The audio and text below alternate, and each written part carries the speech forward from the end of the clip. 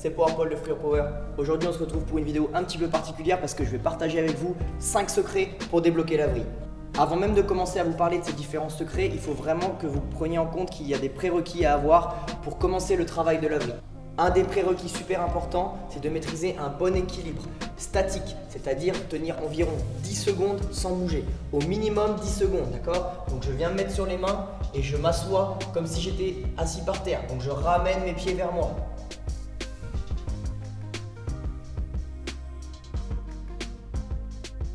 Ensuite, ce qu'il faut maîtriser, c'est au minimum savoir faire coupole et Thomas. Il faut respecter une certaine notion d'échelle, histoire que votre corps soit prêt à faire la vrille et aussi que vous ayez compris comment fonctionnent les power moves avec ces deux bases-là. Ce qui peut être très bien, c'est de maîtriser swipe, équilibre, donc quelque chose comme ça.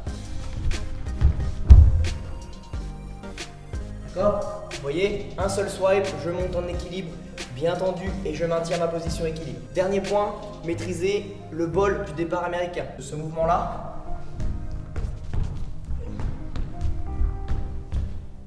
Donc je garde l'écart, les bras tendus et je me déplace dynamiquement. Donc c'est parti, on y va pour le premier secret. Premier secret, c'est la hauteur des jambes. Pour débloquer la vrille au début, il ne faut pas aller chercher bas avec le fouet puisque sinon mes bras vont être en étoile et ça au début c'est vraiment compliqué. Donc je vais commencer à fermer l'angle de mes épaules pour faire la vrille. Donc mes jambes, elles vont fouetter au-dessus de mon bassin. Vous voyez, je vais vous faire les deux différentes variations. Vous imaginez une ligne au niveau de mon bassin et regardez bien, sur la première version, mes jambes elles ne vont jamais fouetter en dessous de cette ligne.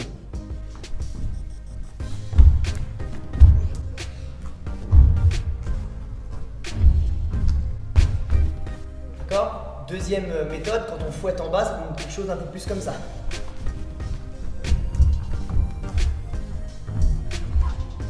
Vous voyez la différence?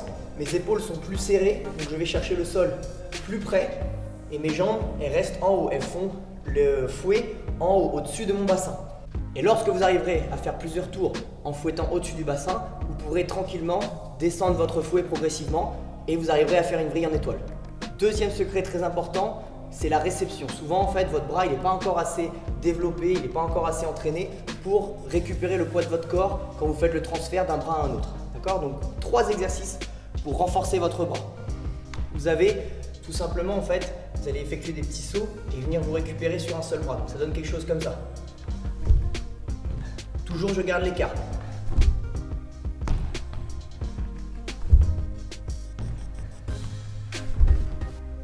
Voilà, vous pouvez effectuer des séries, environ 10 de chaque bras. Ensuite, un autre exercice, vous prenez la position de swipe et vous allez aller faire des changements comme si vous sautiez d'un bras à un autre. Donc ça ressemble à quelque chose comme ça. Je monte bien mon bassin et je vais aller sauter pour changer mes bras.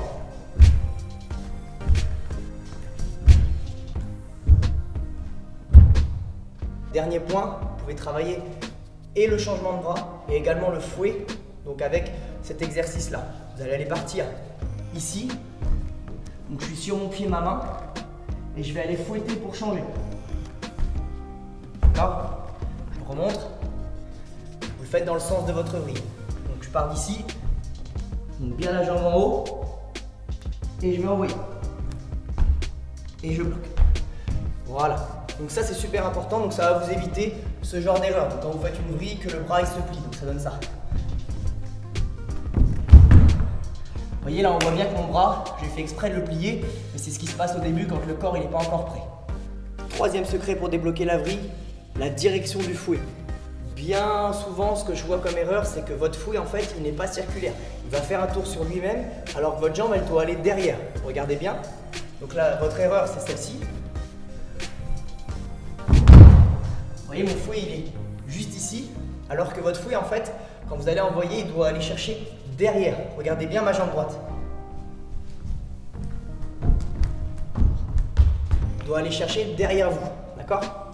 Ensuite, il y a les deux jambes qui travaillent, pas une seule. Celle-ci, c'est mon fouet principal, mais mon autre jambe, elle va faire le fouet inverse.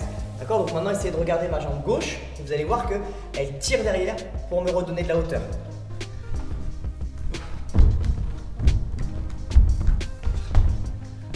Quatrième secret, c'est l'utilisation de l'effet ressort. Alors je m'explique un petit peu. En fait, je vais utiliser un effet ressort entre mon pectoral et mon biceps. C'est-à-dire que je vais aller attendre d'envoyer ma vrille pour qu'ici ça tire et que quand j'envoie, le sol soit juste derrière moi, ici. Donc, je fais dans ce sens-là. Vous avez le pectoral, le biceps. Je fouette et lorsque ça bloque, je vais utiliser cet effet ressort, pouf, pour changer sur l'autre bras. Ça doit faire quelque chose comme ça. J'attends, boum, j'attends, boum, j'attends, boum. D'accord? Donc ça, c'est l'effet ressort. C'est vraiment important de le travailler et vous pouvez très bien le faire contre un mur. Vous vous appuyez contre le mur, vous allez au maximum de l'extension et juste quand vous allez chercher le mur, pouf, il sera juste là. Plus je vais attendre sur mon effet ressort sur mon premier bras, plus le sol se rapproche de moi. Donc le petit saut que je vais faire, ça va m'emmener directement dans ma position de réception en vrille. Et le cinquième et dernier secret, en fait tout simplement, c'est que quand vous travaillez la vrille, votre objectif initial c'est de faire un seul tour. Sauf que ça c'est pas bon du tout, parce que lorsque vous allez faire un seul tour, vous envoyez l'information à votre cerveau qu'un seul tour c'est le succès. D'accord? Donc quand vous allez faire un tour, ensuite ça va lâcher, ça va donner quelque chose comme ça. Je fais mon premier tour, hop j'ai réussi, je peux lâcher. D'accord? Donc première chose, c'est de penser à faire vrille coupole ou vrille Thomas, de sorte que vos jambes, après la première vrille, direct elles fouettent pour descendre au sol. Donc quelque chose comme ça. Ma vrille, hop, descendre coupole. D'accord? Ou alors, vrille Thomas. Donc vous faites votre vrille et direct je continue mon fouet pour emmener en Thomas. D'accord? Donc même si votre Thomas vous ne maîtrisez pas parfaitement et que ça donne quelque chose comme ça fonctionnera. Lorsque vous arrivez à faire vrille coupole ou vrille Thomas, essayez de penser maintenant 3 tours directement. Non pas 1, non pas 2, mais d'enchaîner 3 tours. Ce qui va vous permettre de faire un premier tour et d'au moins commencer le deuxième. Et votre cerveau, il va commencer à faire la part des choses et vous allez arriver à enchaîner dans les semaines à venir. Voilà pour ces 5 petits secrets pour débloquer la vrille, mais je pense qu'ils vont aider beaucoup de personnes qui regardent cette vidéo.